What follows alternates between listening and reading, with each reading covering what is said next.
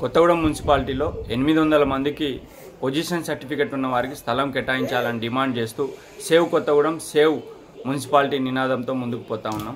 దీంట్లో కలిసి వచ్చే బీఎస్పీ మరియు ఉద్యమకారులకు అభినందనలు తెలియజేస్తా ఉన్నా.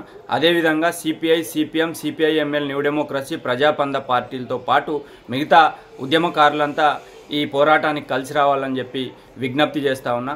అదేవిధంగా మున్సిపాలిటీలో ఉన్న సిపిఐ కౌన్సిలర్లు ఎందుకు ఈ అంశం మీద నోరు విప్పటం లేదని చెప్పి ప్రశ్నిస్తూ ఉన్నాం.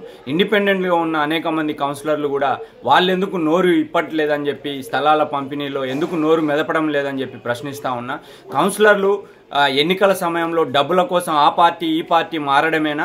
తర్వాత గోవా, హైదరాబాద్, ఢిల్లీ, ముంబై అని చెప్పి కౌన్సిల్ సమావేశాలు లేకపోతే చైర్మన్లను, వైస్ చైర్మన్లను మార్చే పనిలో తప్ప దీని మీద శ్రద్ధ ఉండదా? దీని మీద ఎందుకు నోరు మెదపడం లేదని చెప్పి ప్రశ్నిస్తూ ఉన్నాం.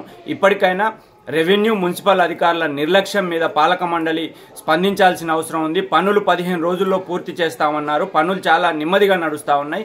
దీని మీద జిల్లా కలెక్టర్కి కూడా ఫిర్యాదు చేయబోతా ఉన్నాం. కొత్తగూడెం మున్సిపాలిటీలో ఉన్న ఉద్యమకారులు, అన్ని రాజకీయ పక్షాలు కలిసి ముందుకొచ్చి పేదలకు స్థలాలు పంపిణీ చూయించేదాకా పోరాటంలో కలిసి రావాలని చెప్పి విజ్ఞప్తి చేస్తా ఉన్నా.